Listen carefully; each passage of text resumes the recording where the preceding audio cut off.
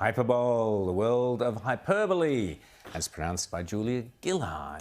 Extreme exaggeration. Well, it's not been hyperbole over at CNN, where their viewership has plummeted to 500,000. So CNN is, of course, the left-leaning US TV network that we often show here on this show.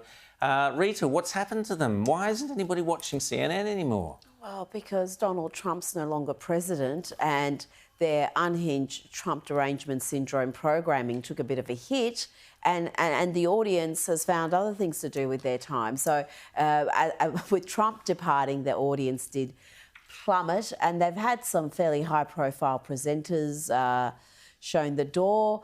But I think it's not just CNN. You look at the Washington Post. Everybody who went down the road of Trump derangement syndrome has now taken a huge hit now that Trump is gone. And, they've tried various things, Jan 6 hearings, all of this sort of thing, to try and, capture the old magic of hating on Trump back. Well, it just hasn't happened for them. So there's a great lesson to this here, because what they did was they campaigned for their own demise. They literally spent 4 years campaigning to end the nightmare that was making them their money. So this is the ultimate case of go woke, go broke. So what's the lesson for our free-to-air networks here in Australia, your 10s and 9s and your 7s, Rita?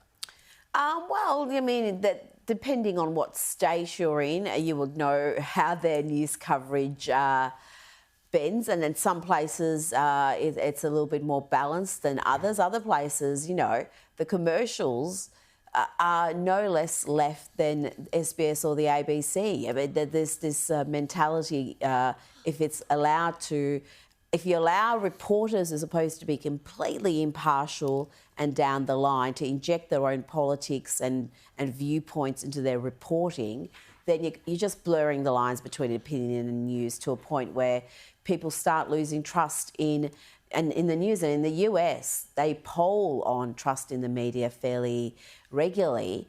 And as far as Democrats go, only 1 in 10 has any trust in the mainstream media. And I think that's not going to be just limited to the US. Anywhere where people who are supposed to be completely unbiased in their reporting are not. They're excluding. Well, we see this, but also we surely... see this all the time. I mean, I alluded to it in my talk about Brittany Griner there. NBC literally just memory holing a report on something that wasn't going along with the White House line that they only had to do with Griner, and they just took that away. There's a guy who reported on Paul Pelosi, the attack on Nancy Pelosi's husband, who had correctly identified the fact that there was somebody else there, that it wasn't an emergency, all these sorts of things he identified correctly. It all came out in the affidavit and testimony later on.